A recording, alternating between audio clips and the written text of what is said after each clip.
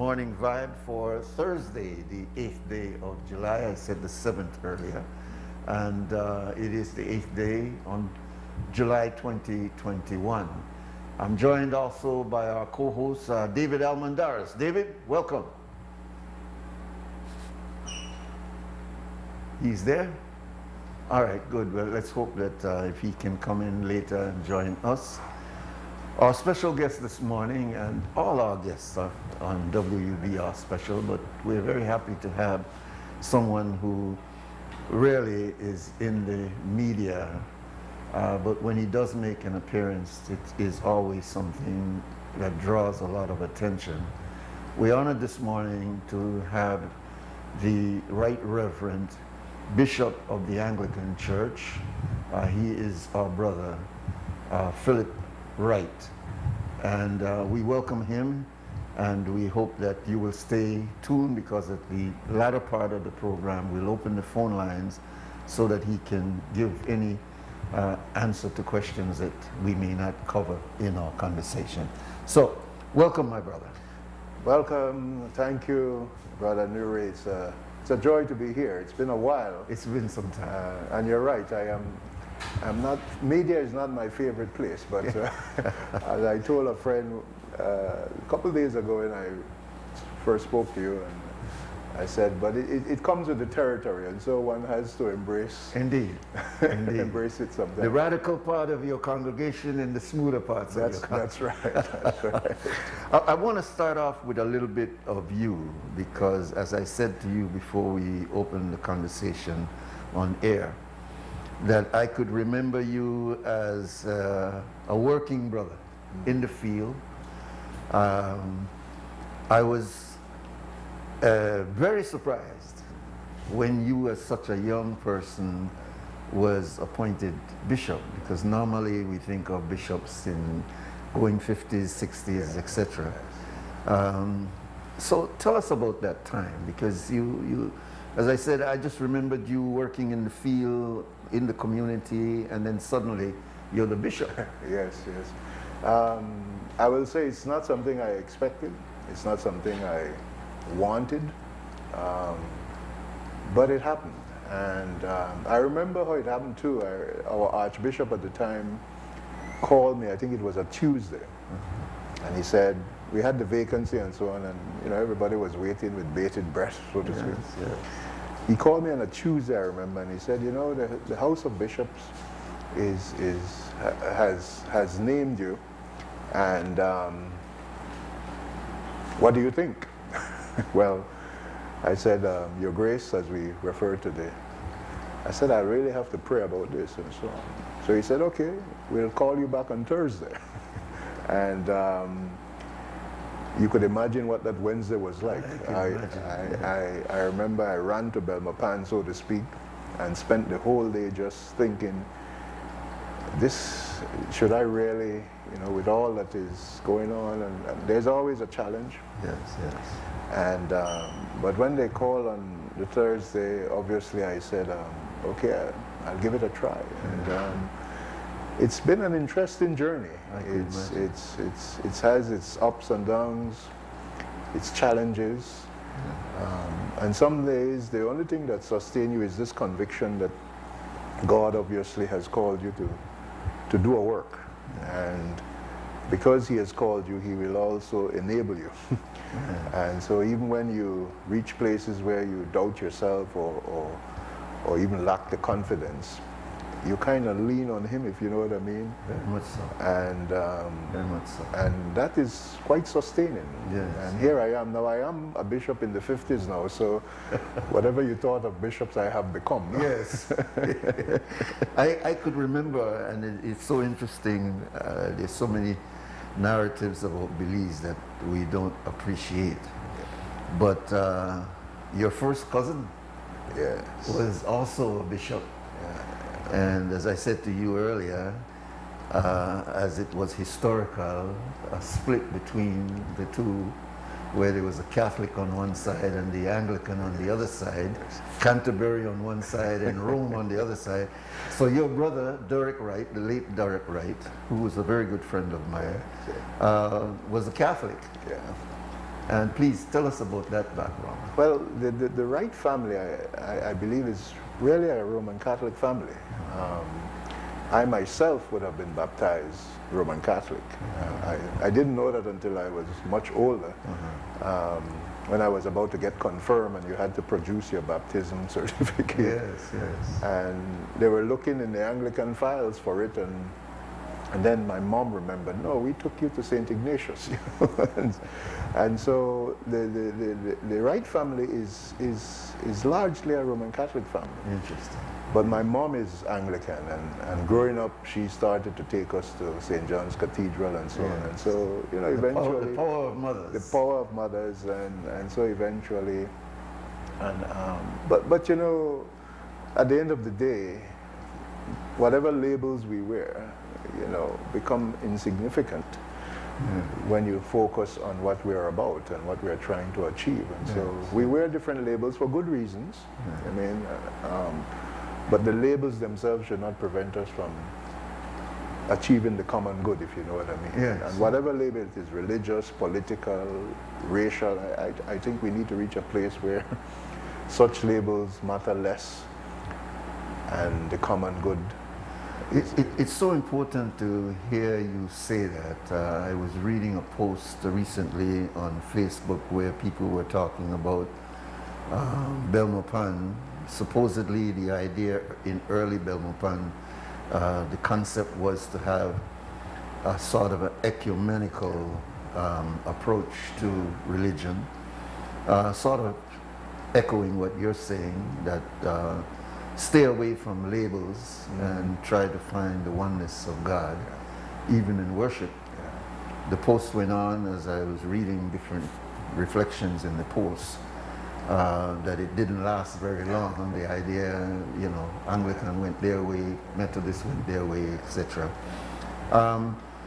But you're saying something very important, especially nowadays, where we have all become so waxed in our idea that God is more with me and my congregation and my group. And I tend to look at you, even though you call yourself a believer in God, somehow you don't know like me. You either come over to me, because I'm not going over to you type of thing. Can you reflect on that? Yeah, I think it's actually an unfortunate reality. Not only within denominations like or faith like Christianity, but even other faiths. You have these groups that go off, everyone claiming to have a greater share of the truth. But it doesn't seem to, well, speaking as a Christian, it doesn't seem to fit even the witness of Jesus himself, in the sense that I really believe he was about calling people together in community, no matter who you were. Yes, we will agree these will be the norms of the community, so to speak. We will love each other. That was his big thing. You must love one another. And the community was going to form out of that. I always refer to an incident recorded in the Gospels where, to show you that this tribal mentality, I call it, has always been. I mean, it's ripe in the Old Testament. I mean, they really thought they were they were the only people on earth sometimes. Right. But there was an incident where I think Jesus was walking with his disciples one day, and they looked across and they saw a man working miracles in his name. And they were greatly disturbed because, paraphrasing a bit, they were saying to Jesus, we don't remember you ordaining him. He doesn't belong to our. So if I were you, dear Lord, I would tell him, please stop. And Jesus' response, I think, is very, very, very profound. He said to them, leave the man alone, because if he's doing great things in my name, he will never be able to curse me. And I think it was instructive because he was trying to tell his disciples, abandon that idea that you are the only one. Another thing I remember him saying, when he presented himself, or recorded as presenting himself as a good shepherd, he made sure he put in there, and I have other sheep that do not belong to this fold. I will bring them too. So in subtle ways at times, he was trying to say, this thing is bigger than you boys. Yeah, yeah. And the sooner you begin to embrace that larger reality of who God is, the better for you. And unfortunately, sometimes we seem to have gone in the reverse. We backtrack. Yeah. I could tell you from personal experience, being a Muslim in Belize, over 50 years. Yeah. I was, of course, baptized at the Methodist Church and became a Muslim when I was about 20 years old. So that is many, many years ago. And I could remember having conversations where people would say, I like the work you do, but you're not saved. You know? And it basically was saying something of what you're saying. That you look across the street and you see him doing work in the name of God. But somehow, because he wasn't ordained, or because he doesn't go to our church, or because we don't see him around us, that can't be the same God that you are telling us to worship. To a large extent, outside of Belize, there's a greater appreciation for interfaith worship. We see it from the Pope, we see it from the Archbishop of Canterbury, you know, there's an embracing of Muslims, etc. around the world. But somehow in Belize, there is still, among even religious leaders, telling their congregation, no, I know them people could do some good work, and here they do some good things, and but they're not saved. They're not going to get where you are going to get. Reflect on that for me as the head of a very large body of people here in the Anglican community. What is the thinking at the hierarchy of the church in this regard? Let me first quickly applaud you too. I mean, it's no small thing that you do as well. You know, I really am impressed at the effort you put in working with the young men and creating a new reality for them and championing their cause and their well-being. That is something that has to be applauded. And I'll tell you the truth, Nuri, Brother Nuri, every time I think of you, I would say I hardly think of the fact that you're a Muslim, but that you are a brother, a fellow sojourner, and someone who has the best interests of our people at heart, and that comes out. To me, that is what is important. But it is also important that we are able, should the opportunity present itself, that we could actually pray together. Indeed. You pray in the manner that you are comfortable, I pray. Now, in terms of the hierarchy and I'll give you maybe a more anecdotal story. We have the Anglican Communion is a worldwide body, it's structured and so on. We have different bodies, and a key body is, the leader of that body is the Secretary General, they call him, who is an African and a former Muslim from, I think, Nigeria. And you know how the country is sort of divided there. But whenever I'm in his presence, whenever he talks, yes, he will say, this is why I might have converted, you know. But never does he slam the Muslim faith. As a matter of fact, I have noticed him in some of our prayer time, he still prays in that manner. Because he finds value in it. He finds value in so much of even the faith. And I think if you ask him, he would say, I have not necessarily left anything. I have brought on something more. And I think what happens at that level too of leadership is these individuals, men and women, become exposed to a world that is far more diverse than sometimes our little reality allows us to perceive.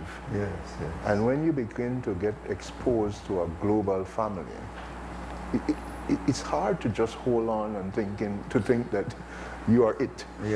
And so I find that that level of leadership, even the discourses we have, even the interaction, it's always about a bigger picture and a bigger God.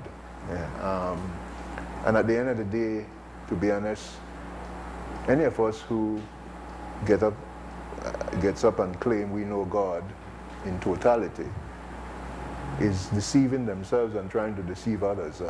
Indeed. So to answer your question, when you become more exposed to a global family of so many cultures, so many languages, it really begins to broaden your concept of what this thing is all about.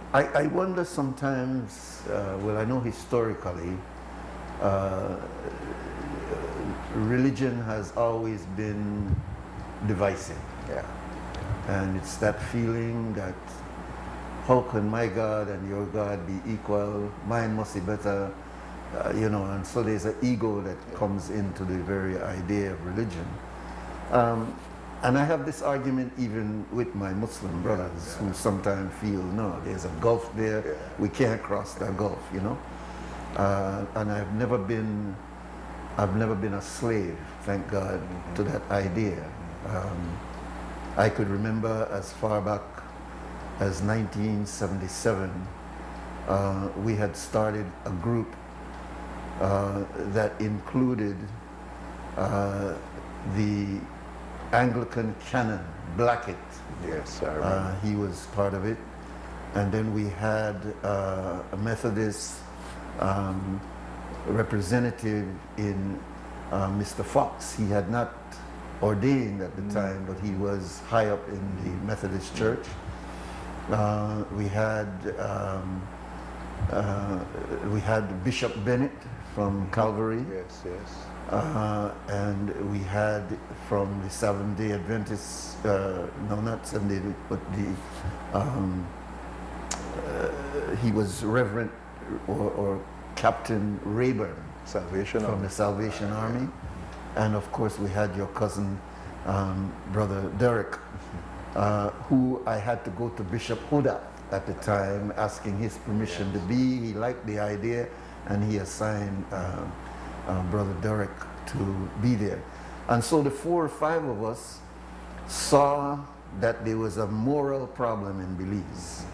We put aside our differences and came on common ground. And we call ourselves Concerned Citizens of Belize. This was 1977. We got Henry Young to loan us at the time the UDP podium. We borrowed a speaker system and we went into different parts of the community and we all spoke from the same concern, calling people back to some level of respect for each other, families, and etc., etc. And there was never, well, I want to preach more as a Muslim, I want to preach more as a Catholic, I want to preach more as a... So this was 1977, many, many, many years ago. I doubt if we could see that today because we've waxed into our differences. So how do you, as a member of the Council of Churches, how do you see the fact that you still have not been able to bring the evangelicals under your umbrella? You still have not been able to bring the Seventh-day Adventists under your umbrella?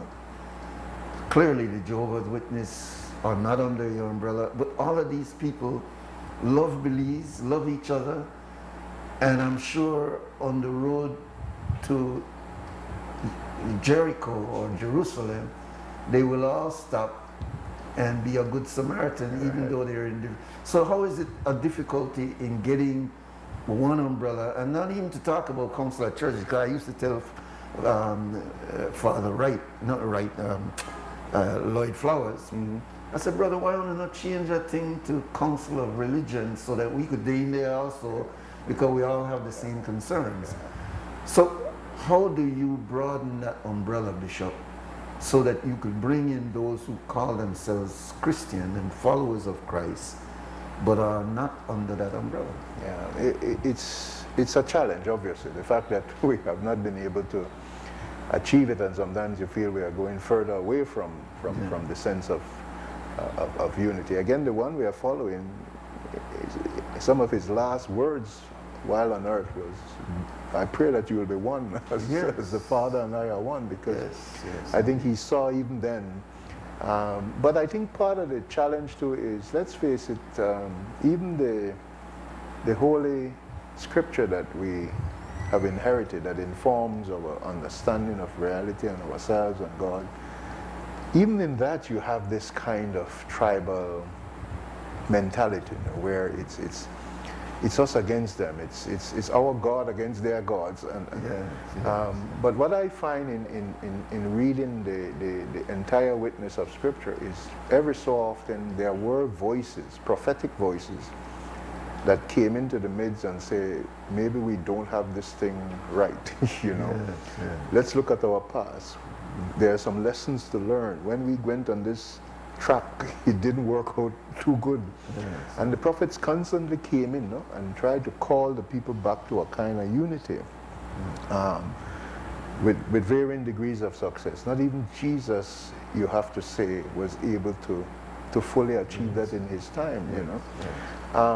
On our end, though, one of the things I have seen that is encouraging is that the leaders, when we make the effort to be friends, just brothers, friends, brothers, and at times even avoid talking about all the theological differences. We just meet and we are discussing an issue, or we are just discussing our humanity, our common humanity, and you find that some progress is made, you know.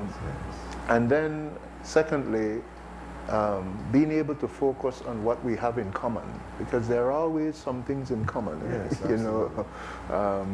Even if it's, we all believe in prayer, okay, let's pray, you know. So you try and focus on friendship, brotherhood, sisterhood. You try and focus on what we have in common, even in terms of our understanding of God. And then finally, you can't ignore the differences, because sometimes the differences, and so you work through a better understanding of, or at least you try, to work through, okay, why do you believe that and I don't? And maybe if we have a better understanding of our differences, we may not change our minds, but at least we can walk away a bit more appreciative of why the other thinks or acts that way, rather than a distant condemnation or some kind of preconceived ideas, and you just dismiss the other. So those are some of the ways I think I personally, and I think even bodies like the Council of Churches, we try to do.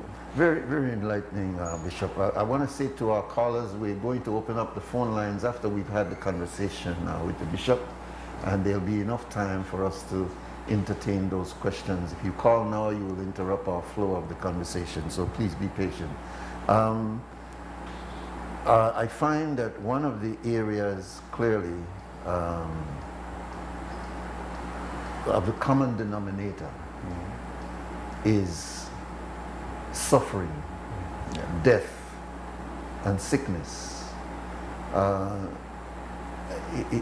It seems like when you are looking at a dying person, that the argument about distinctions and differences tend to disappear.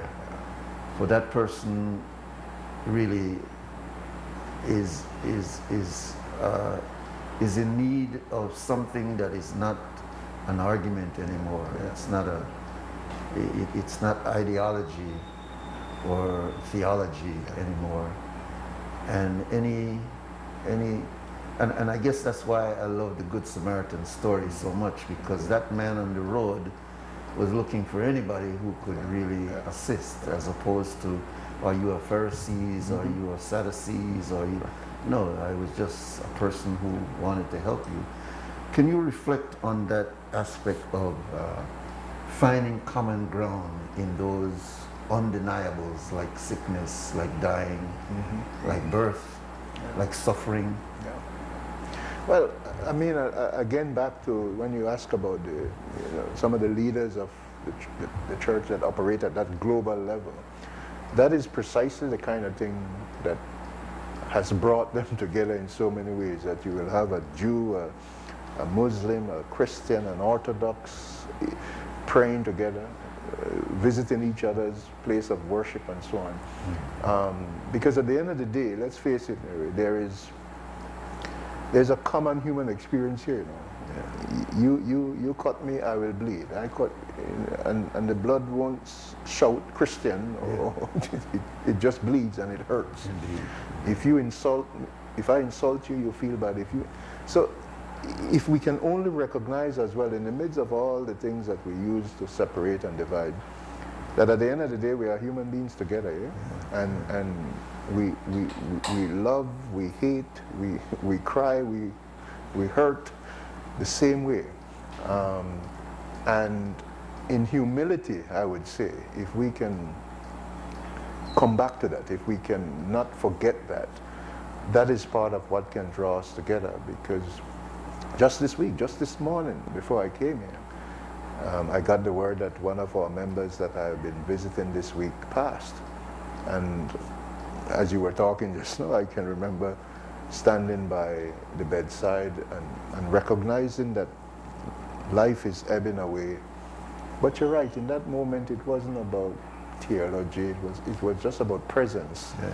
And being able to touch this individual, pray with them, and just give them the assurance, the God you have served is with you. Yes. And he will walk with you through this now. Just rest in him, He didn't need to hear no elaborate nothing, but just the presence and what we shared in common, which included our humanity. And I hope that made a difference. It brought a smile. I remember when I showed up by the bedside and I said, you know who this is? And she was able to still say, tall and handsome. I said, no, it's Bishop Wright. don't mix up it.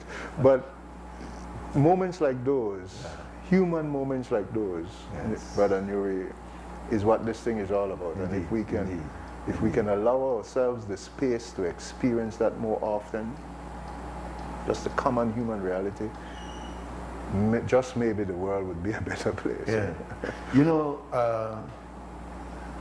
Religion has a very bad name in the world, historically, because there have been so much arguments and wars, so much confusion of the masses as to no go there, because they don't believe, So you sometimes wonder if it was politics that caused it or religion that caused it. But we are so divided just as much as politicians have divided us to win us under their count. And who I think has been really affected by this to a large extent have been young people who have basically been turned off by religion. We do see some level of drawing to non-Christian religions because of this, where young people move towards Rasta, but not Rasta as religion, but Rasta as anti-Christianity. And they draw to Islam, but they don't draw to the perfection of Islam, but they draw to Islam just as it's anti-Christianity. So Christianity, because it's a Christian area, has a very bad name. And some of the misdeeds of Christian leaders and people that were supposed to be trusted broke those trusts. So there's a justification for this sort of cynical feeling that many people have. But you see it particularly manifested among young people who don't realize that they are also into another religion, because religion is worship, and they're worshiping something else that comes out of Facebook, comes out of music, that comes out of and it's not always healthy and developmental, but many times it's retarding and taking them backward. So talk to us a bit about your experience in observing young people, because I know you work a lot with young people. This challenge that they face of not wanting to trust organized religion. And it's particular organized religion because they're very spiritual, they believe in God. They just not trust nothing we organized as one religion anymore. Yeah. And what you said, I think is partly true in the sense that some of it is justified. No? Whether they have come to church and they were told to be quiet, or if they tried something, the response of many in the church was sort of like, okay, you can't. So there are a lot of reasons, and I think we have to own up to that.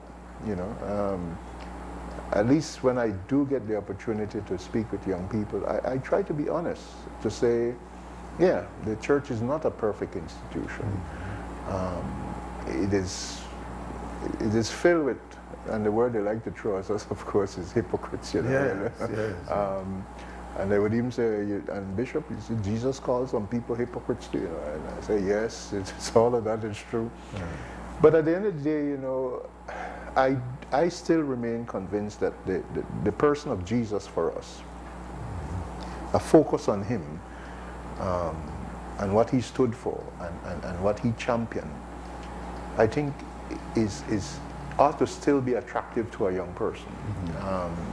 Because when I listen to them, when I listen to what they hold as dear and important and so on, that you practice what you preach, that he exemplified that. And so pointing them to say, you know what, maybe the church, the institution that followed him has failed in so many ways. Yes. And for that, we ask your forgiveness, whatever.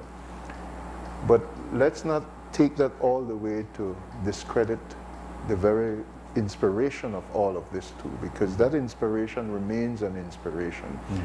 And I find sometimes when you are able to talk more about Jesus, not just in a kind of, religious way, but in a real way, pointing to them, look at what he did, look at how he treated that person, look at how he gave this fella a second chance, he received that woman that ever. When you start to point out these aspects of the witness of Jesus himself, there at times seem to be a change. No? Yes, of course, they quickly turn their gaze and they say, yeah, but that church down the road is not quite there. But that has been part of the strategy, to kind of refocus on the very inspiration of the Christian faith. And then, of course, to challenge them, to say, okay, in this world you can, as we like to say, you can curse the darkness, or you can light a candle. Because I think young people also need to be challenged that they can't just remain in a place where they criticize everything and they pass judgment, but they also have to kind of look at themselves and say, okay, what am I doing to make this world a better place? And so I try to challenge them too. I said, if you find someone like a Jesus, inspirational and so on, then be more like him.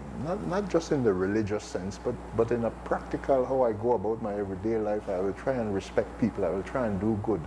I will try and love and not hate and so on and so forth. That is how we are going to make the world a better place. That is how we're going to make the church a better place. Indeed. Still up to you guys, kind of thing. Yes. and to me, it's going back to the simple. The basics, I think, and even to a certain extent in Islam, we see this problem, that we have become so theological in the sense of forcing the ordinary person to understand all these details and to try to perfect yourself in these catechisms, so to speak. And you fail to recognize the simple thing of treating somebody like you want to be treated. And so I have run into, in my life, Christians who can open the Bible and really talk about damnation and why you no good and why that one no good, but they fail to even say good morning to you and feel justified that I don't have to say morning to you. I don't have to treat you correct. Yet you follow Jesus, who treated even the person who didn't even believe in him in the right way. So I think we have, to a large extent, lost some of those character values. And when I talk to young people, even though I am a practicing Muslim, in my effort with them, it's not to push theology or to push ideology as much as it is to talk about character. And so where you are, you have to reflect on yourself and how you are behaving, and that to me seems to have more transformational effort to bring them to a different space. But I think that a lot of young people are searching, Bishop, and they're really reaching out, and some religious leaders seem to only want to preach to their congregation. As the old saying, you're preaching to the converted. And they're afraid to do what Jesus did in his prophetic mission, which was to get out of the safety of the boat and put your feet in test on that water. That if you don't have faith, you're going to sink. So we don't see many preachers going out there into the highways and byways. I mean, they step on the corner and they preach. But I mean, they don't go into the homes, they don't go into the prisons, they don't go into the areas where people are really crying out for help and humble themselves. They still stay in air-conditioned vehicles and move around the community, assuming that to pontificate is all I need to do. I don't really need to get dirty. I don't see you like that, by the way, but I see a lot of religious leaders assuming that all I have to do is have a title and then I'm blessed. But then the congregation is in bad shape, you know? And the politicians and the government get blamed for a lot of things where the religious leaders should get blamed for, because those are moral problems. Yes, they're economic and so, but a lot of them problems where people suffer, the moral problems. So who should be responsible when you're looking at those moral deficits, if not religious people? And again, I will be among those who will always say, I think I can be doing more too. One of the things, as you started off the conversation about, you know, becoming bishop, you have to be careful, because that title makes you into an institutional figure. Yes. You know, because as a younger priest, I remember indeed being more out there. But now, guess what? So much of my time is taken up at a desk, holding a meeting, and you live with that tension here. And sometimes you just want to break out and say, you know what, this is not what I got into this thing for. You know? So there is for me, for instance, there is the balance between having to try and manage actually an institution, a corporation, whatever, and living out that true calling of making a difference. But this Sunday, for instance, the readings are interesting one. They talk about Amos in the Old Testament, and they talk about John the Baptist in the New Testament, and even Paul saying a few things. But I'm working on my little reflection, and basically the lessons point to really the risk of embracing a prophetic ministry, because prophetic, remember, is not just about trying to predict future. This is about speaking to the present and challenging the present to be better.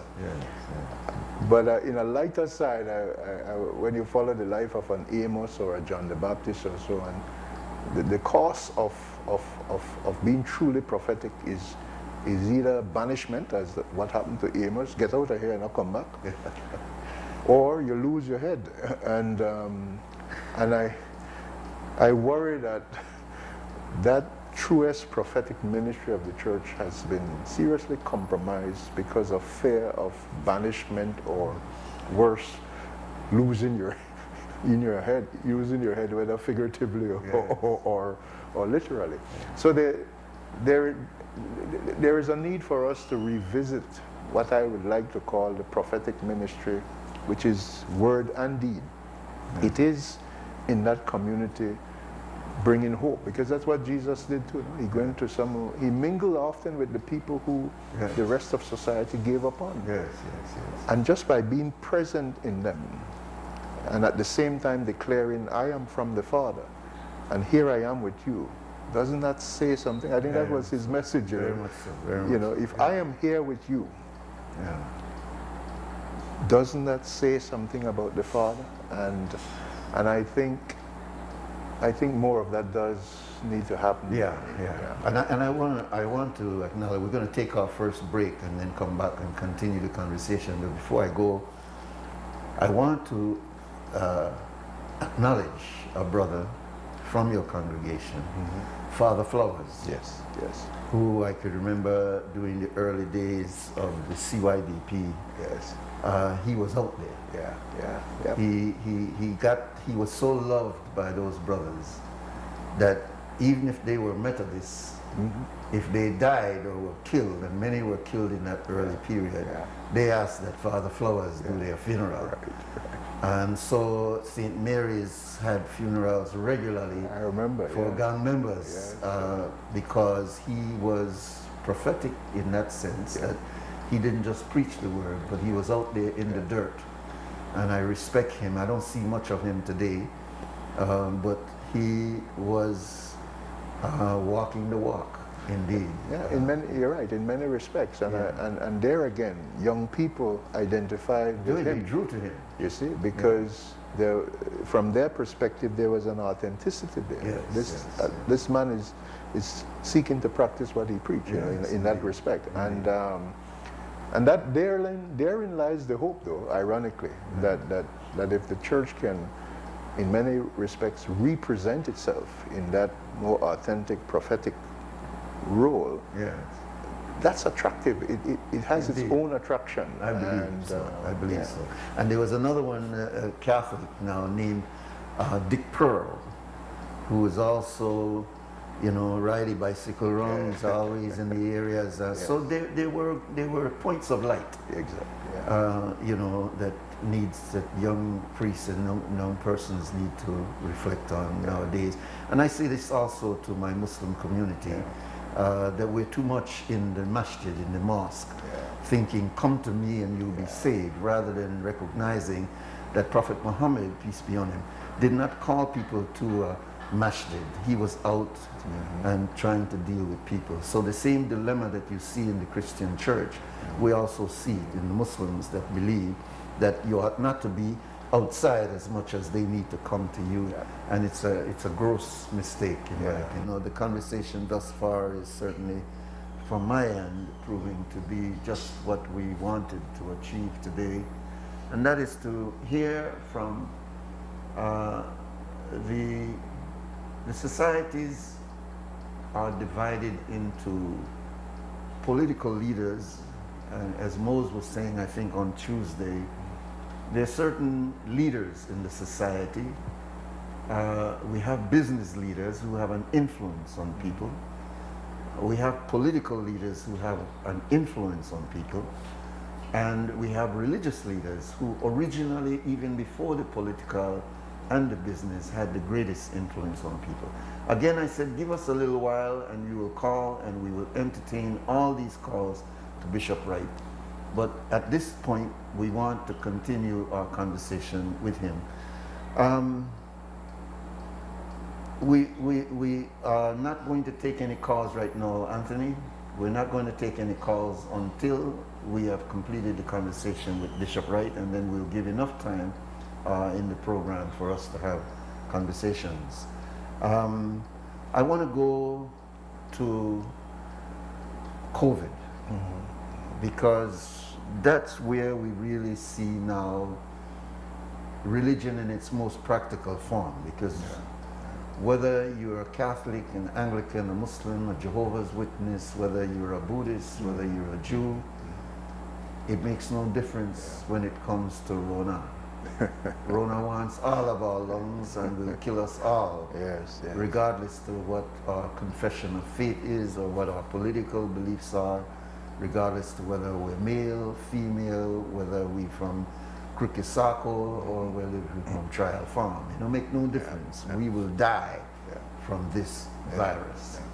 So as a religious person that have to speak to your congregation and those under your umbrella in regards to this, how do you, for example, deal with some of the restrictions that you're forced to deal with? For example, the law now tells you, not you tell the law, but the law now tells you, you can't have your pews where people are all up next to each other.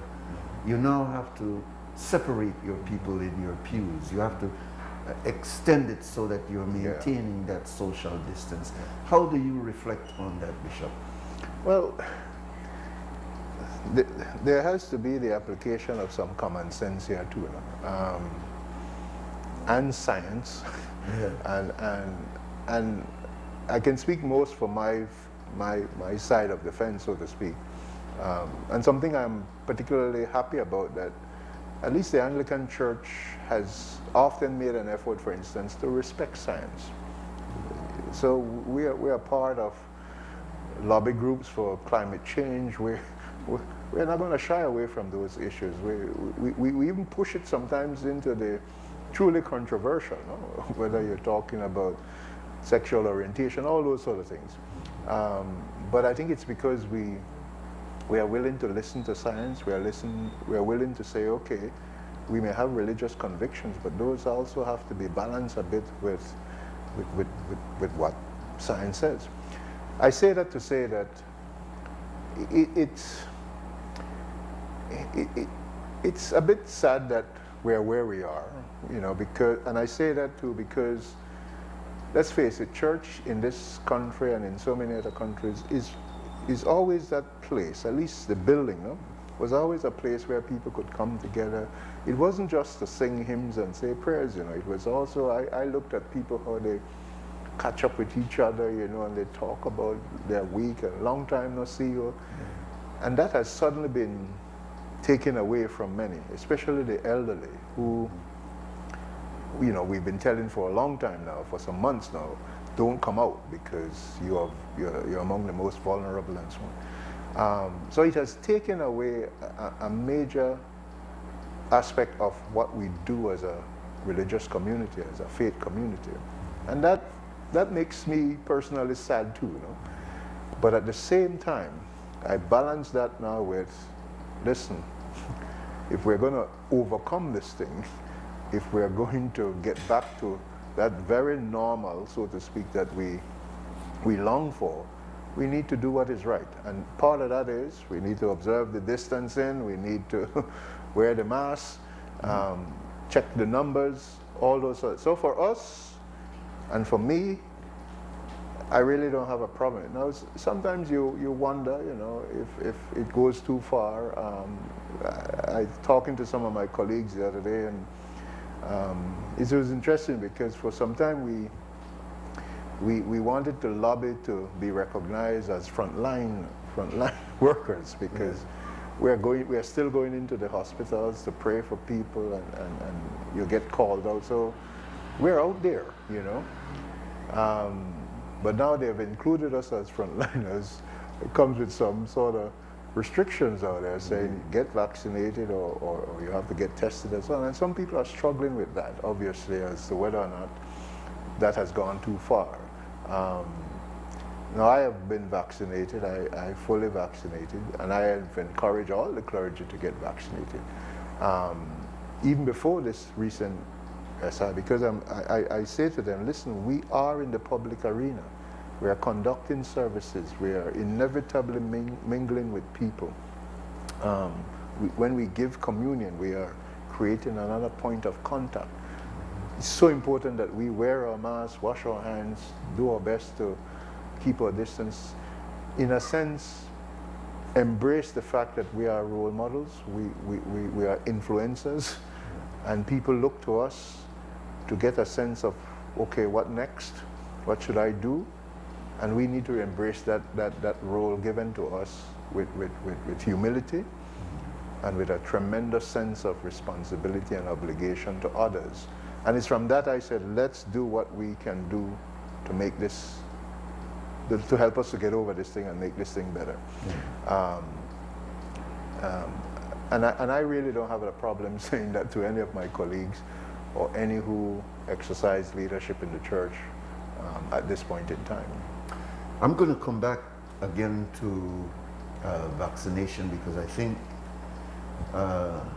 that's a major area now, particularly in view of the fact that government is now increasing the responsibility. They say it's not a forced thing, but when you think about it, if you want to hold on to your job and you have to be vaccinated or tested every 2 weeks, how long can that last? You know, at this time, government is saying they're going to pay for each of those, but at some point there is a diminishing aspect of that too, to have that many people that you have to be paying to get tested every 2 weeks. So in a way, it's a subtle push, if not a demand, that you get tested. But I want to go back to that. But before we get there, I want to also ask about another thing that is present. And that is that government is now recognizing that cannabis, as we say marijuana or weed, is very prevalent in Belize and in fact in the Caribbean. In fact, in many ways, it's almost replacing rum and alcohol as a recreation. And government now is moving in the direction of not only decriminalization as it has done, but it's also moving in the direction of legitimizing it as a means of economic stimulus, particularly when it comes to the joblessness that exists among many young people. It's pointing out that there is an alternative here where young people can, and not just young people, but poor people, can find another means of income. But of course there is a blowback, you could call it, on the part of religious people.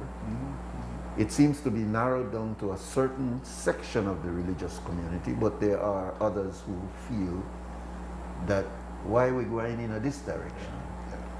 And I'd like to get your position on this idea of weed, cannabis, or marijuana, all the same, for use as an alternative in the economic struggles that we are having. I think as I answer, I have to own my own, where I'm coming from. And this is speaking specifically to the Anglican, generally and globally speaking. The Anglicans have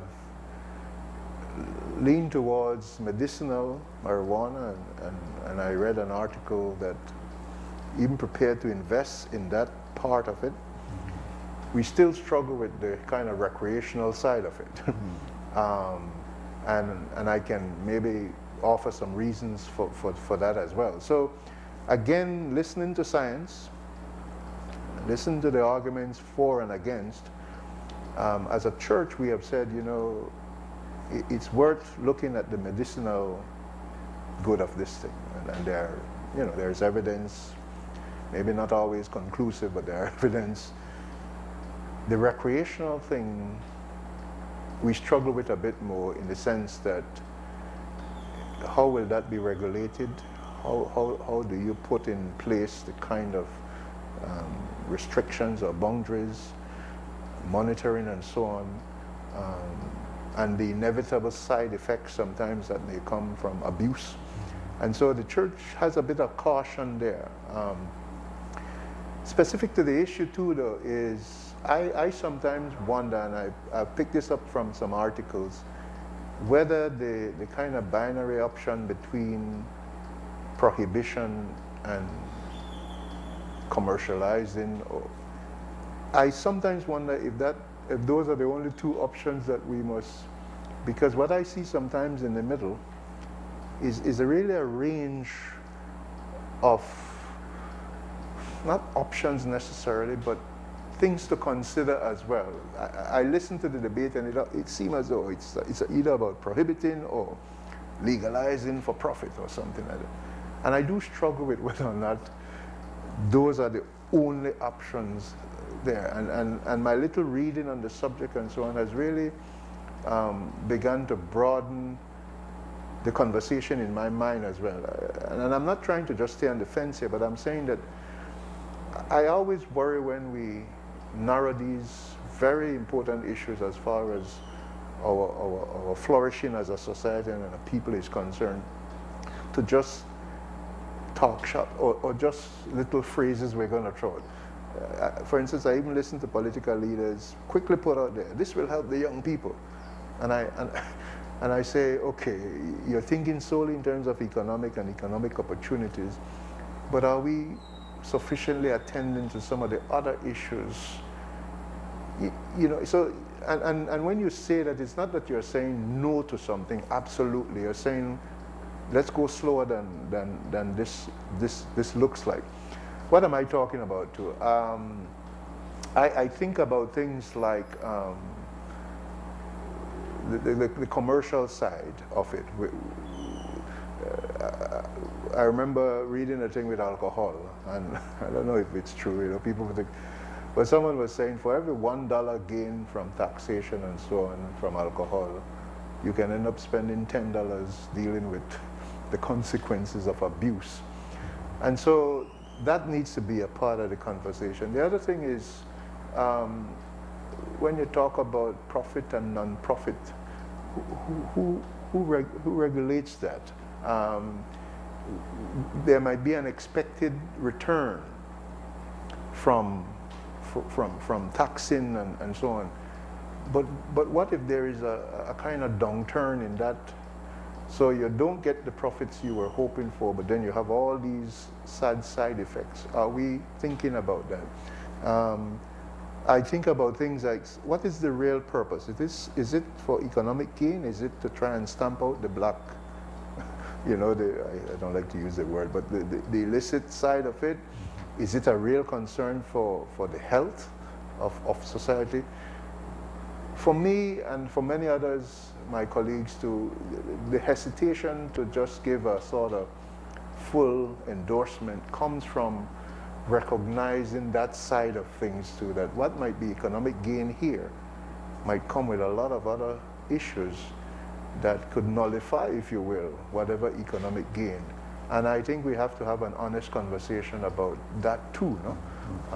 And I mean, I brought a few things, but what I'm seeing is that it's not just these two polarities, prohibition or legalization. There are so many other things in between that we should also consider. We should make a part of the conversation. Maybe we should take more baby steps. And some may say, time, you know, we've been trying to do that. But I just worry that all the promises that come with, let's go here, have not always taken into account some of the other nuances and so on, that even the scientists are saying, you know, abuse of this drug, like any other drug, is real. We legalize alcohol, and we're still struggling with some of the effects of that, broken homes and so on, workplace issues, and then, as I've seen in something, we do have to think about what message does this send to a younger person who, oh, it's not legal, I can. Are we paying attention to all these mitigating factors?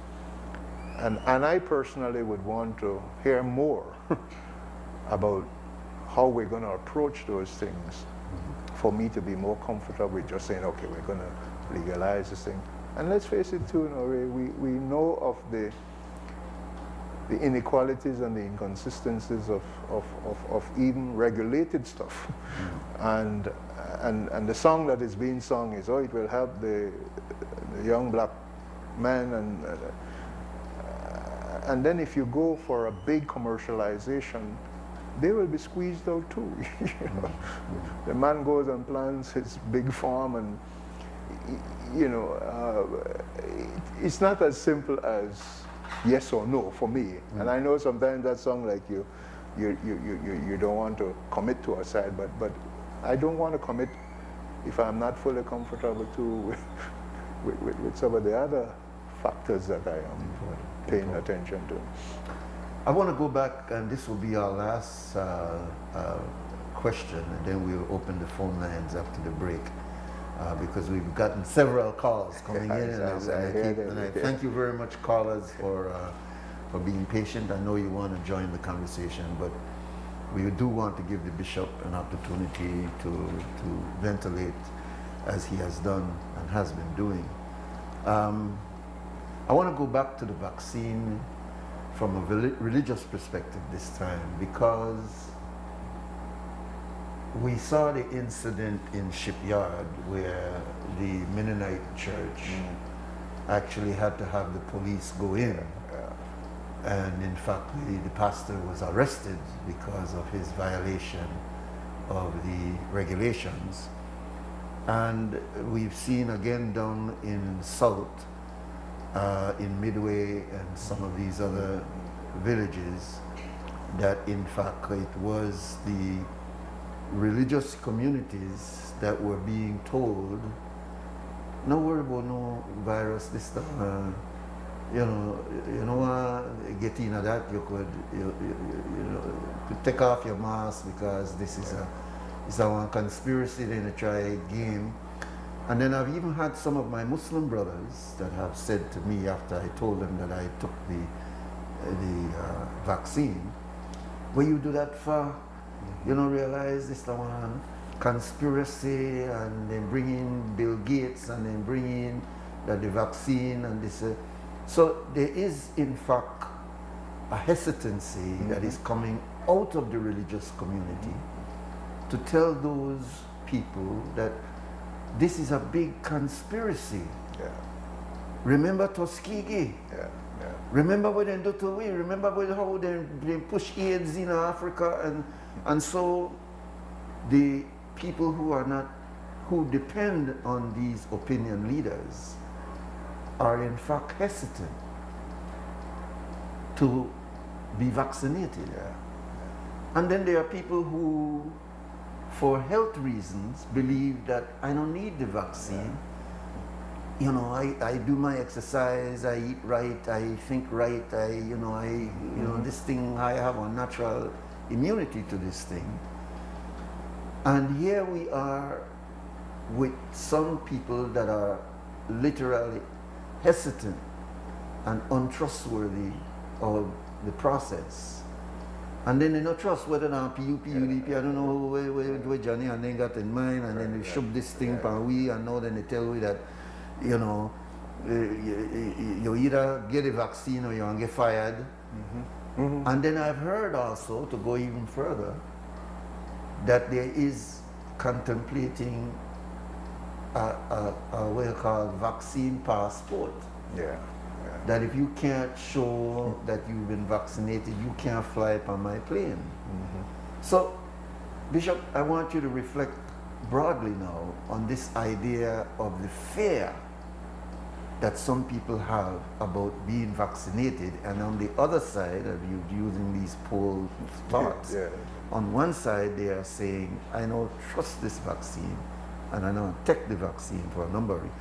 And then on the other side, you must take the vaccine because this is the only way science is saying at this point that we could reach this herd immunity for this. It puts opinion leaders like yourself and like us in the media in a very difficult position to balance those concerns that people have about being vaccinated.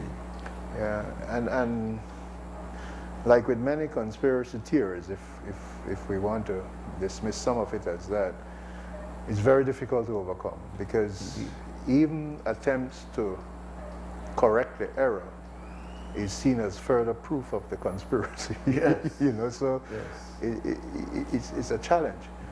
I may start by saying that I kind of separate the hesitancy in two groups. I think there can be a legitimate concern because you're you're allowing someone to inject into your system a foreign something, and I think it's legitimate to say I have a concern about that, you know, and assure. That's one thing, though. It's another thing to revel in some of the other conspiracy stuff that you mention and so forth and so on. Where do you draw the line on those? Now, I have been saying to people, all right, get yourself informed, you know, as I have, even before I took the vaccine. Okay, I'm going to read up on this. I'm going to look at what is happening in the world. And what came back to me is the vaccines make a difference. There is empirical evidence. People, you know, I think the States is becoming the laboratory for the world in terms of, you know, at least what I saw the other day, states that have high vaccination rates are doing better, especially with the Delta variant and so on. States that have not enforced or pushed it enough are seeing spikes and so on. I mean, you look at that kind of evidence and you say there must be something here. So for both camps, the ones that have a legitimate concern about putting anything, and those reveling in even the wild conspiracy thing, my hope is that if you avail yourself of solid evidence and facts and information, and you're able to objectively, as best as possible, look at that and say, okay, this is the evidence, that hopefully that will convince more people to say, you know what, yeah, you know. And then, of course, I use myself. I said, listen, I took the vaccine, you know, and I took it with my good sense on and everything, and here I am. And then you start to argue about if you care for your loved ones, if you care for others, vaccines are safe and they're good for us and so forth. They make a difference. They reduce serious infections and deaths and hospitalizations. You use all those arguments and you realize after you've done that, there will still be some who, you know, will resist. In the religious circles, I think it has at times been particularly challenging too. Thank God in the Council of Churches, among our leadership, we don't have that. And sometimes we don't have the same access to other groups to say, well, let's talk about this and so on. We've received some encouraging words that sometimes when some pastors are talked to, you know, by others, they come around to say, okay, you know, one, we must try and be law-abiding, so let's put on the mask and so on. And it makes a difference. But in the religious community, there's a particular challenge because obviously the behavior and the attitude has been tied to an understanding of the Bible or of God. And then you get into a territory that no science can unravel. Like I often say to folks, a little tongue-in-cheek, being a little mischievous, I guess, but if you're willing to credit God with something, then who am I to go against God? No? So and I don't mean it that way, but if you will tell me God sent COVID, then yeah, I guess let God work it out now because He sent it. It can't be that, you know. Things happen in this world. Some would say a fallen world, an imperfect world. But look at the other side. If you're going to credit God with giving humanity wisdom and insight and compassion and all those sort of things to fight against these things that inevitably come our way. That's the kind of God I see, as opposed to one who sends things just because he wants to. I've listened to preachers say, you know, he sent it just to get your attention. Well, maybe the coming of the thing did get your attention, but I'd be careful about just linking that all to God. You know, so you're talking now, when you're talking religion now and religious views, you're talking about even people's concept of God. And if you are able to see God in a certain light, then, and that light is one which says, you know, this is a punishment of God, or this is, it's going to be very difficult to break through that, as opposed to another point of view that look at what God is doing, you know, in terms of through the lives of scientists and doctors and compassionate people, and in helping us to get over this thing. You know, so those are some of the ways I try to talk to colleagues and congregation. I use myself, I use a bit of scripture, I use a bit of my understanding of God and this world and this creation, to say, come on, man. And the other thing I want to say is, and I've heard others say, you know, in the Caribbean, we have been a vaccine people, you know. A child, didn't we just show up and get your get your shot? We all got that eating. We all got that eating, you know. That's right. So why this one? Why now? We live in a different world. Media people.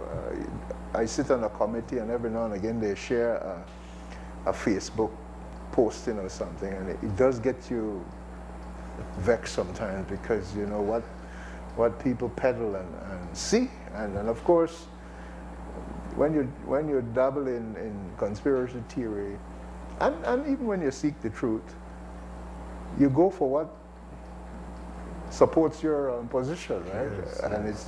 it's the aggressiveness with which you put that out there that tends to be a self-fulfilling prophecy. So our telephone numbers here, 222-4299 and 280-4299. It is your turn now to bring forward your questions. Please make it questions rather than speeches, because we want to entertain as many people as possible. So we have the first caller. Welcome, caller. Good morning, Nuri and Brother Bishop Wright. This is Sandra Coy with 3 observations. Well, good morning, Sandra. Bishop, I want to refer to your discussion on the alienation and disenchantment of the young with the church. Yes. And I am going, and particularly as you're dealing with the Caribbean, Africa, not so much the Far East, even though they have their young problems, because I am placing the alienation squarely at the feet of the nationalist movement across the Caribbean and in parts of Africa. It doesn't apply in the Far East because Mahatma Gandhi used Hinduism and Christianity, just select parts of Christianity, for example, the Sermon on the Mount, on which he founded his challenge to the British Empire. And then when you look at China and Korea and Singapore, they tended to follow the Asian model of having not only a political target, but they had a moral ideology on which to found their fight. But we didn't have that in the Caribbean, nor did we have that in Africa. So what you ended up with is the nationalist movement. Number one, my first point is, took the position that everything that came in with the colonizer was bad. Everything, including the religion, which generally the religion they brought was the Judeo-Christian faith. And the nationalist movement throughout the Caribbean and Africa has spent a lot of time ridiculing faith, but specifically faith within the context of Judeo-Christianity, questioning it. And it is understandable, because when the colonizer arrived, he arrived with the gun in one hand and the Bible in another. But that didn't make the faith an evil, but it was so analyzed in the nationalist era. So that moves me now to point number 2. Point number two, the nationalists took the position that Christianity was an invention of Western Europe, but that is not true. Christianity is a West Asian, North African invention, not a European invention.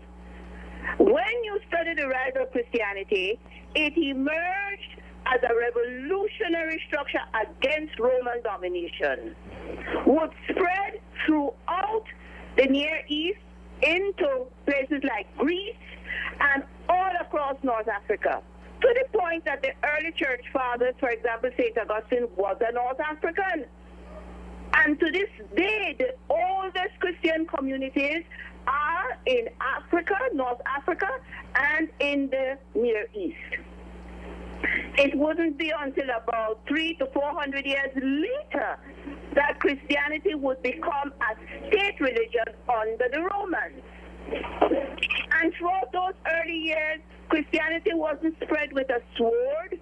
It was spread by preachers, people who ended up persecuted in many instances, as would later happen with Western Europe and the Irish. The Irish took the Christian faith to Western Europe. But unfortunately, we in the Caribbean and our brothers and sisters in Africa haven't studied this. And out of our pain and anger, and understandable pain and anger, we have thrown out the baby with the bathwater. Now that brings me to my third point. So the second point I'm making is Christianity is not a European invention. It's a Western Asian and North African invention. Nothing to do with Western Europe. They would inherit it, but that is not their invention. The third point I want to make is that the nationalist movement, in order to, was strictly a political process in the Caribbean and Africa. It wasn't the spiritual process that Gandhi presented it as to his people. Mahatma Gandhi took the position that colonialism stripped people of their interior integrity, morality, etc. And so his greater concern was the restoration of that.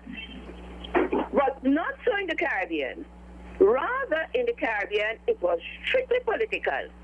And consequently, the people of the Caribbean were seen by the nationalist leaders as voters. That's all. Just to get the vote. And they went for the young vote, and particularly in the years, let us say, from the late 60s, 70s, when the whole world was battling their young. It would become their absolute focus at any price and any cost. And there was an exchange, there was a quid pro quo. I will let you have no rules to govern your behavior if you give me the vote. And that happened. So we have, for example, we now know scientifically, but we knew from then, but not exact as we know now, that the human brain doesn't complete its development until 24, 25 years. At that time, the voting age, the adult age, the age of adulthood was 21 years. We would bring it down 3 years. So we took 6 to 7 years from the development of the frontal lobe of our Caribbean children's brains in order to meet market demands and political party demands, which went hand in hand. So this is what happened in the Caribbean. It happened in North America, it happened in Western Europe, and it has begun to happen in Asia, but Asia has a better handle on its young. Has a much better handle on its young. Not a total handle, but a better handle. So we have made all kinds of concessions to them to keep them, and Father Stokel some years ago did an excellent homily on the matter. And he stressed the issue of hedonism, that what we have done to the young is provoke to them a life based strictly on hedonism, the seeking of pleasure, nothing else, just pleasure. But that can't work. That produces terrible repercussions in any society. And so, for example, the current discourse over marijuana has to be placed within that framework. Why? I heard most of the morning mention Judeo, but China is not a Judeo-Christian society, and they strictly prohibit the use of drugs. South Korea, if you get caught with drugs as a South Korean, any part of the world, you will be tried in South Korea as though you had committed the crime in South Korea. Why? The dominant faith there is not Judeo-Christianity. But what dominates their memory is the British experiment with opium and the Chinese. That dominates their memory. They know what happened to their young as the British proceeded to feed the opium to them, initially with their agreement. And then when they told the British, no, we have to stop, they are dropping out of the society, the British said, no, you can't stop, and went to war. Went to war in order to guarantee their market for opium in China. That's what the Chinese remember. That's what the South Koreans remember. That's what the Singaporeans remember. They have an institutional memory of what mass use of a drug can do to a society. And I want to end with two questions, Bishop. Do you know which chemical is amped up, which the production of which chemical is amped up in the brain if you use methamphetamine? No, I don't actually. Well, it's dopamine. The same chemical that is amped up if you use cocaine. And you can do research on the effects of that. I'll give you one quick example. In the Bay Area of San Francisco, methamphetamine is the drug of choice, the recreational drug of choice of the gay community. And what they have been observing is that the gay men in that community are engaging in month-long and plus orgies, sexual orgies, as a consequence of the amped-up dopamine production in the brain, over 1,000%, Bishop. Well, do you know which chemical marijuana amps up in the brain? I suspect the same. Huh? I suspect you're saying the same. Serotonin. No, not dopamine. Serotonin. Okay. Serotonin has an opposite effect of dopamine. It lets the person, you and I need serotonin. Our bodies produce serotonin. And when your body produces enough serotonin, and by the way, your needs for serotonin change according to your age, it allows you to treasure and accept and be satisfied with what you have, with your babies, with your wife, with your home. But can you imagine what too much of that will do? You don't need to go any book to study. The minister, Mr. Errington, told us what it would do. Well, yes. It will calm you down and let you space out, so you won't be any problem to society. You see? But when you're not any problem to society, are you going to have initiative? Are you going to have vim and vitality? Won't almost the same thing happen to you that happened in the opium dens in China, where the young withdrew from the workforce? And I'll end with this. The Chinese fought a civil war about 100 years after the cocaine and the opium experiment by the British. That civil war is a direct consequence of that opium experiment. Over 10 million died in that civil war, and we all know the historical results. So we have to examine what our national political leadership throughout the Caribbean and Africa did. I am saying what they did is understandable. There is a historical grounding, but it isn't only Christianity that was spread by a weapon and a book in a hand. Islam was spread that way. The Quran and the sword in the hand. So it's And we know the consequences of both of them. Bye-bye, Bishop. Yes. Thank you, Sister Sandra. This might be my chance to say to her, I hope she's writing, because when I do tune in sometimes in the morning shows or other shows, even last night I heard her voice on I think the Dickie Bradley had a show. Sister Sandra obviously does her research but I want to quickly say that a lot of the things she identified, I think, are indeed true. And one of the challenges that faces that face the church even today is still, and maybe we'll come back to it one day, is the whole idea of what is the role it is willing to play in helping our young people form their identity. Because we have a history, we have a mixed history. But I think the church is also in a unique position to help our young people with the formulation of an identity that can serve them well. That might be a longer debate and a discussion, obviously. Indeed. I know they say they have one more. Yeah, thank you very much, Sandra. We hope that one of these days we'll have her. Exactly. I would love to have her and a young person in the room as well. Welcome again, caller. Yes, good morning, Brother Nuri. Good morning, good morning, sir. Minister. Yes, good morning. Yes, my question to you is this, sir, and before that I want to make a comment. Between Islam and Christianity, it's an ocean apart. For one, Islam teaches that Jesus is the prophet of Allah. Christianity teaches that Jesus is God. Now that came about during the Nicene Creed when the Europeans invented the Trinity, that God is three of one. The Quran teaches that that is false. God is one.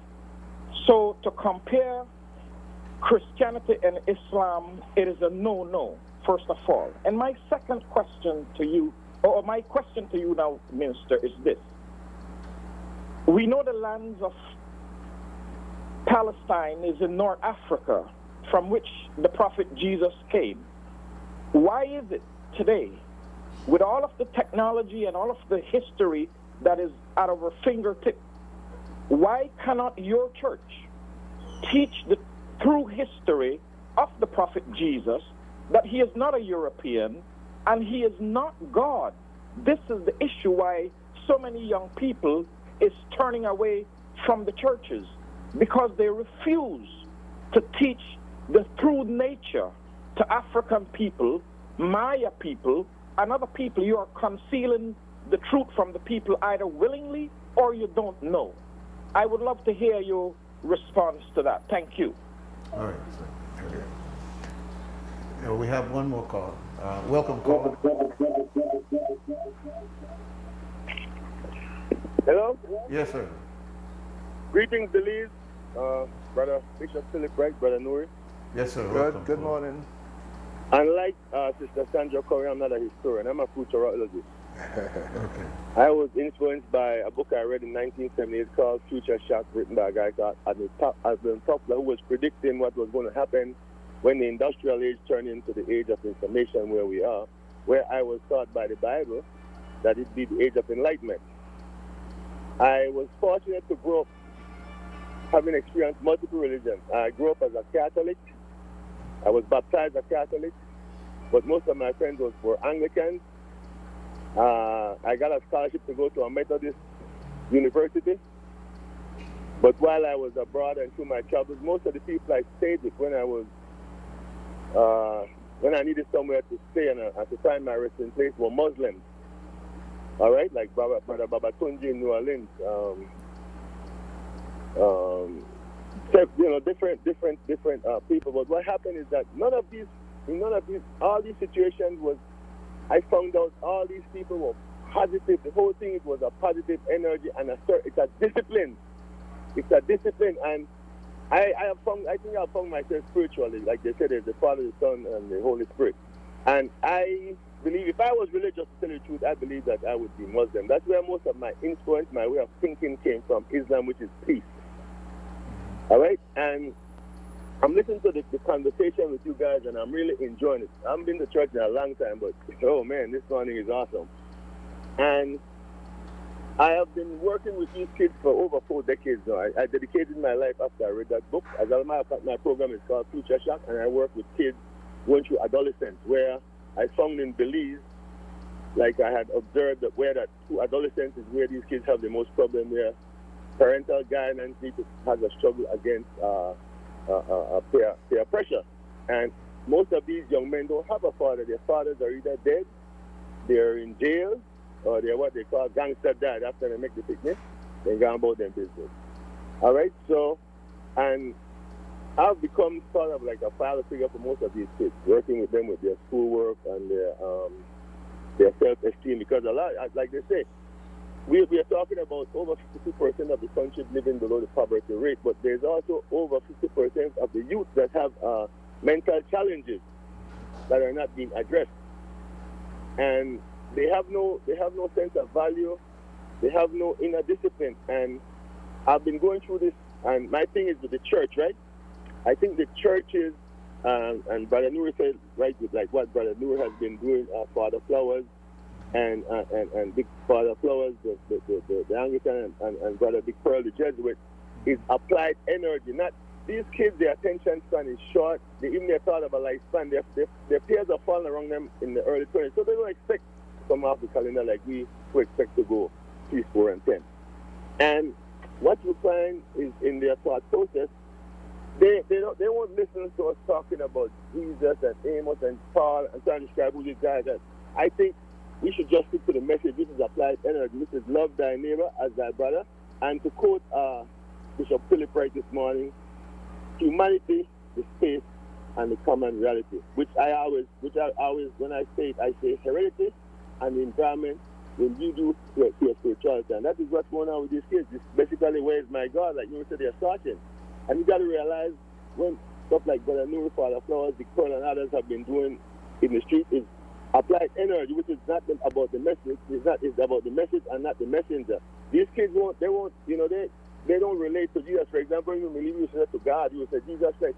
That's never in their mind. They're listening to other things. They're in another world. And I find that if you would go there, if the churches and the workers would go there and sit among these people when they have their events, their parties, and just go there and dress just like them and listen to them, you get a better understanding of of what they're all about and what their needs are. Okay? And like you said, common sense and science, that is where we are today, the age of enlightenment. The Bible professes. Right then? So what you got to do is teach these kids to think. That's the most important thing. Think. Knowledge is power, but wisdom comes with experience. And us, like Brother Noor, myself, and yourself, my bishop, is that we have the wisdom. The thing is to apply it. To apply it. Now, I'd like to move on to another subject which is a favorite of mine, is marijuana.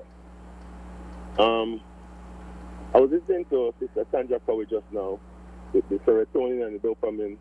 Well, she was telling you that too much of the serotonin will make you become, what she's saying is, I would say, too indifferent.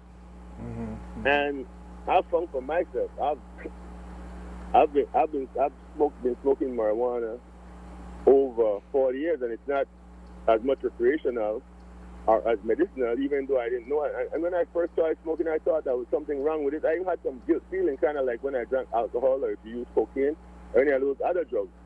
But based on my studies, which I started doing when I graduated from college in 1978, where I did my first paper on the comparison of marijuana with alcohol while drinking, I've been on that mission my whole life. I've lived the life I've decided, like Kobo, to live amongst the people.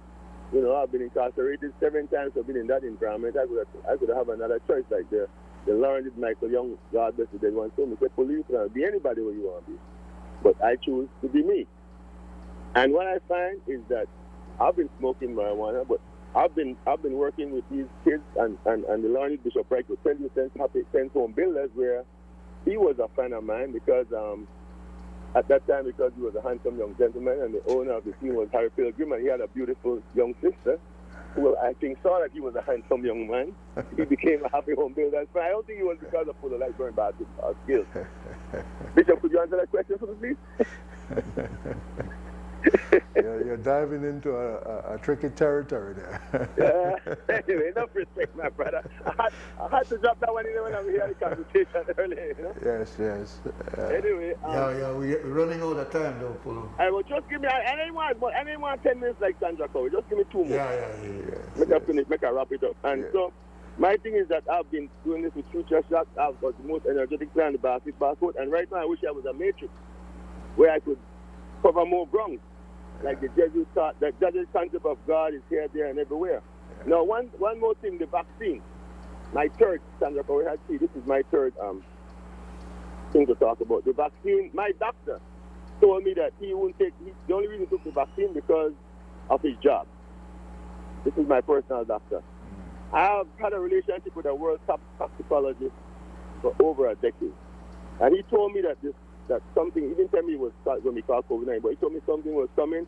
This guy didn't smoke, he didn't drink, his eyes were white, he was in his diet, everything. He was all about prevention better than cure. He told me that the key to dealing with this virus is diet and detoxing and equinoxes, the solstice, and the full moon.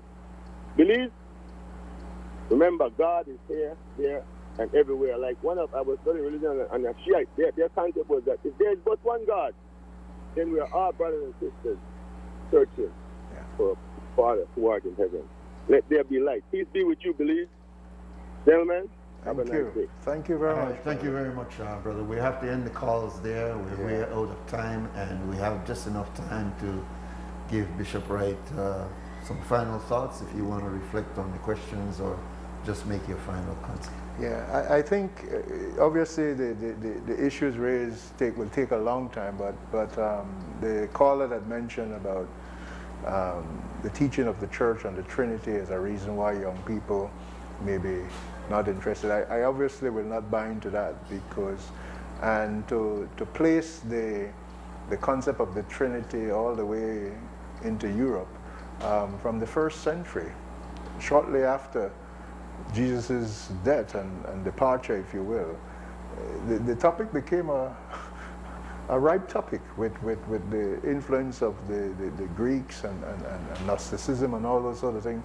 So the early church started to wrestle. But just to quickly say that the doctrine of the Trinity is not an imposition, I don't believe, but it has actually grown out of the experience of the church as well. That once you get to the point where you would say that this man Jesus who walked among us possess divine attributes that used to only be attributed to the Father, then you enter a discourse where you have to now make sense of that. And I think defending the Christianity a little bit, there needs to be some appreciation of the fact that the concept of the Trinity also came out of an experience, and that's what we do. That's what we do in life. We try to make sense of an experience that is overwhelming, powerful, and so on. So, but that's for another day too. I think it's a. The other thing, and I think Polo and others with the young people, and the reason I do emphasize Jesus as well in my conversation, is that I really think he brought to this world, and he showed us that there's a way, there's an option to live with one another that is life-giving and life-breathing, that will help you to form a better sense of self, so that you can be an even more productive citizen of the world, and that you can contribute to the betterment of the world. And I think that too is an image of Jesus that we need to present, if I may make that point. And I honestly believe that when presented more accurately and more consistent with his message, Jesus remains an attractive figure even for young people, I'm convinced, much like you may find in some other religions as well. That leadership figure, that founder figure, is the inspiration, and Christianity is no different in that regard. And finally, I would say, because of the comments on the effects of drugs on the brain, I'm often a bit, anything that alters perception needs to be taken with a bit of a pinch of salt, because altered perception must not be equated with having solved the problem. Much like the drugs we take for pain. I have tremendous pain sometimes, and I will take a pill to fall asleep, but I know that that pill did not solve necessarily the source of the pain, but it gave me relief. And so I think if we're going to talk about marijuana and other drugs in that vein, I guess what I'm trying to say is there is still forced upon us as a society, as a people, as a community, to not just let these things be an escape to some of the real issues that are still facing our young people, and so on and so forth. And I think if we don't allow ourselves to be caught up in that and think that we have found the solution, we will be better off, and I think we might be able to better appropriate what I think are legitimate efforts at times, no? To make a difference, to solve a problem. But let's not go too far with our assumptions about how something may solve a problem we are really trying to solve. Yeah. Well, brother, I want to thank you very much for your presence today. I go back to the Quran as a guidance for dealing with people, and it emphasizes that God is one, and that He accepts those who, while coming from different direction, does good in the name of God, and that He is the final decider for all that is good. And I see you as a promoter of good. And while we may have different labels, I don't see any distinction in the good that you do. And so I would like to continue to encourage you in the path that you are on as the Bishop of the Anglican Church, and recognize, as God does, the good that you do, and hope that you continue to do it. And if I may say, Brother Nuri, because it's on my mind too, we must remember God is our creator. Indeed. And that God has affirmed His creation. He has never not affirmed His creation. And I think even a young person who is hearing that needs to also understand that God affirms you. And that in that affirmation, you have the potential and the ability to really become who God wants you to be. And I think that ought to be an exciting journey as we sojourn through life. Indeed, indeed. And good is good. And we must remember that, whether we hear it from Jesus, from Muhammad, from Mahatma Gandhi, from Martin Luther King, from Malcolm X.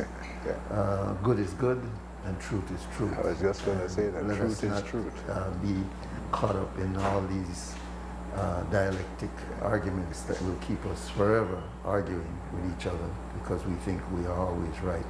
So I want to thank you very much, Bishop Wright, for being with us this morning. And I believe, I don't even have to hope, I believe that those who listened sincerely was able to benefit from what your contributions were today. So I want to thank you, my brother. And thank you, Brother Nuri, for the opportunity to come and spend some time with you. I always enjoy that too, and I want to wish you the best for you and your family as well at this time. I thank you.